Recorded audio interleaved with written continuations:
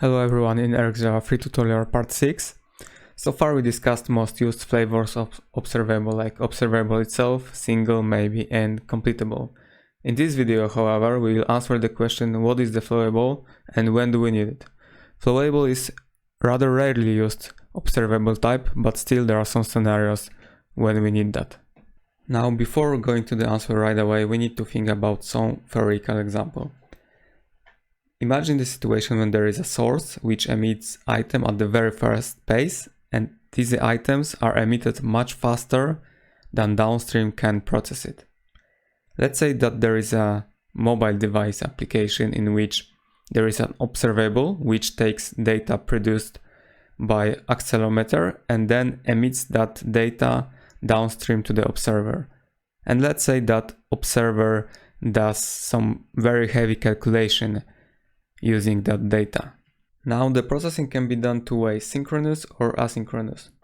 By default, RxJava 3 works in a synchronized manner, which means that emissions of items and processing of these items is performed on the same thread.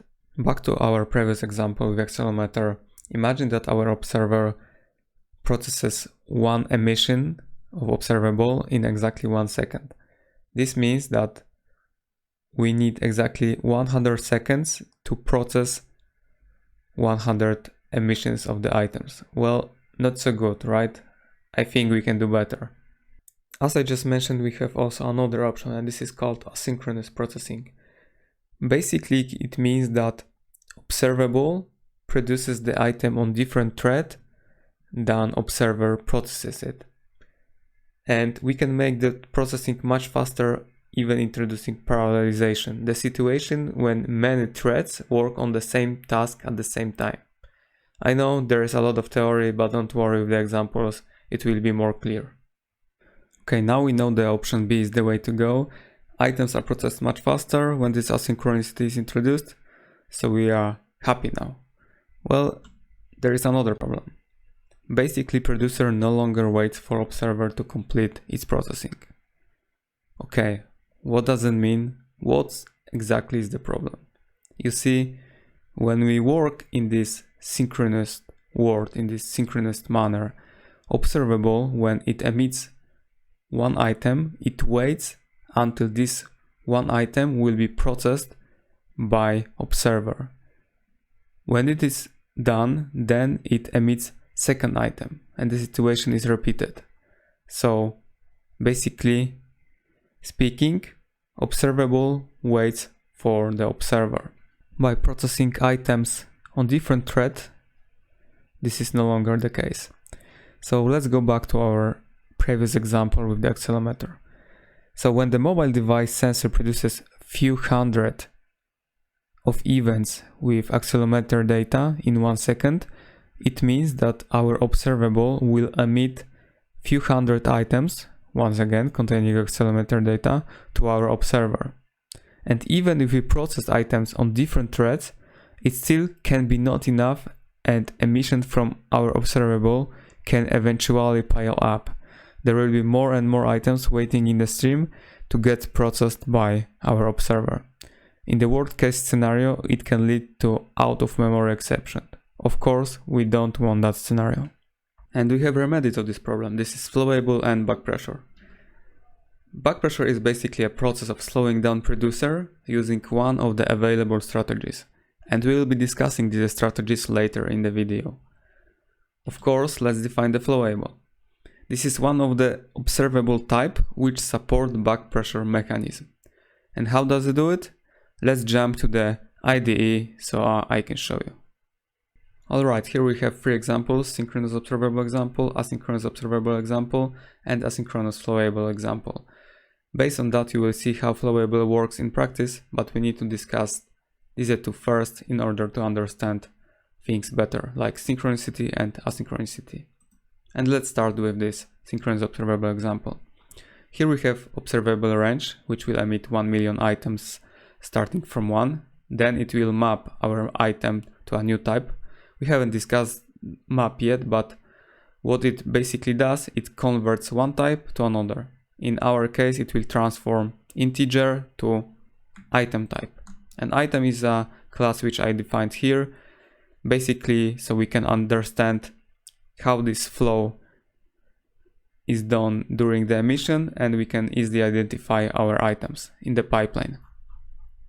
And I subscribe to Observable, so Observable starts emitting items. I also added sleep method here, and this is because it will allow us look at this synchronicity mechanism better.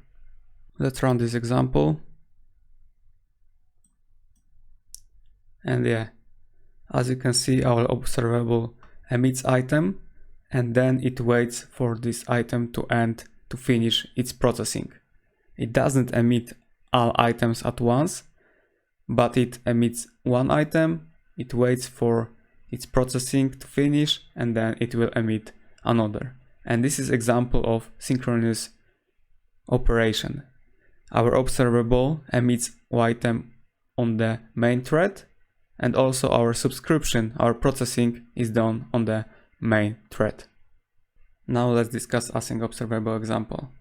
This is almost the same, but it has new observe on operator, and what observe on does, it basically switches threads on which we observe our items. So once again, this produces items and this consumes items. And using this observe on, we introduce asynchronicity, and schedulers IO is one of the scheduler we can apply here. You can see there is also computation, new thread, single, etc. And we will be discussing this in some future video. For now, all you need to know is that we are switching thread, we introduce asynchronicity, and basically our items are observed on different thread than from which they are emitted. Okay, let's start this example. And items are emitted at once, and then you see that they are processed. Why? Basically because our main thread emits all the items. It, let's say, gives the items to a new thread, and it doesn't care about these items anymore.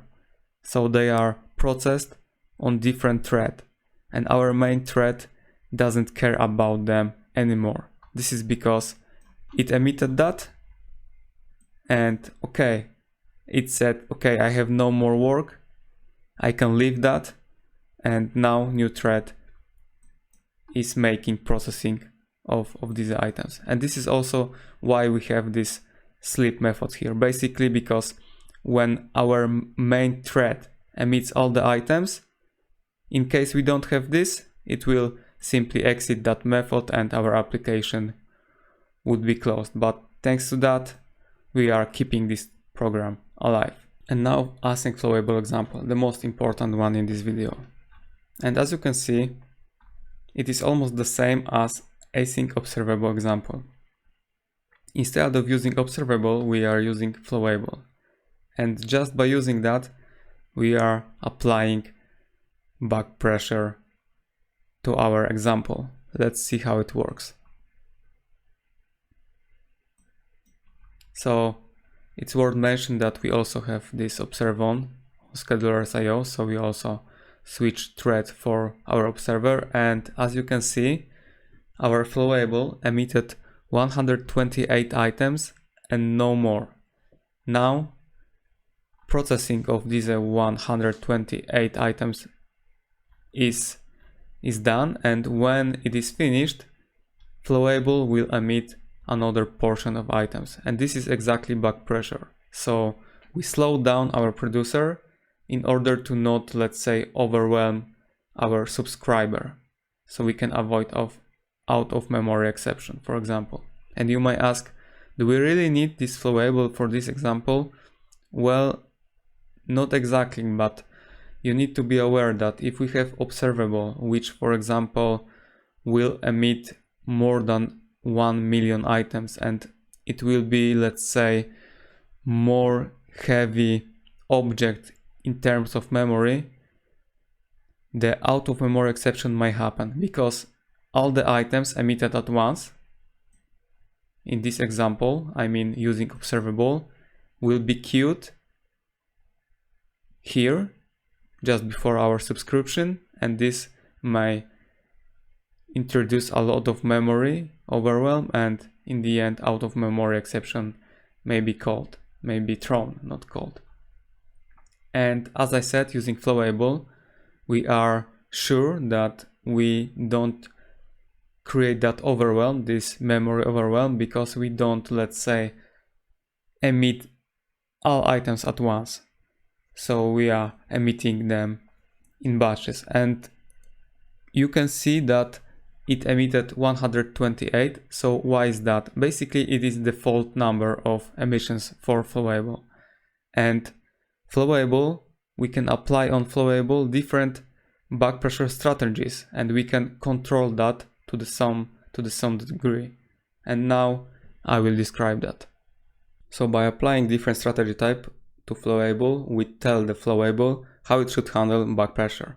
And we have 5 strategy types to apply on Flowable: missing, error, buffer, latest, and drop. In case of missing, imagine that you are library developer, you create some Flowable in your library, but you don't want to apply any strategy on that, because you want to put the responsibility for this to the person who will be using your library.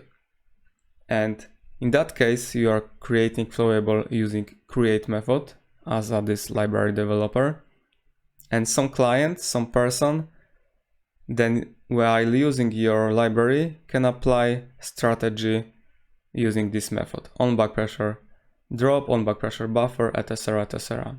And this will be invoked somewhere in the pipeline. Then we have strategy error. Basically it means that whenever downstream is busy with the processing items and it cannot handle more, the error will be thrown. If we create our Flowable using buffer strategy type, basically our items are buffered in Flowable until downstream is ready to handle it. So when the downstream is busy with the processing items, Flowable waits, it, let's say, accumulates items, and once observer and downstream is free, then items from buffer are emitted. Latest strategy type, always last emission is kept in memory in Flowable until downstream is able to handle it. And the drop back pressure strategy, basically when the downstream is busy with processing items, Flowable drops the items. It basically doesn't, let's say, send them to the downstream. It drops everything, it removes everything. And once observer is ready to receive new item, then Flowable emits items to the observer, to the downstream. And we have also custom strategy type, but this is more advanced topic, so I will not be describing it in this video. I'm mentioning it so you can be aware of that.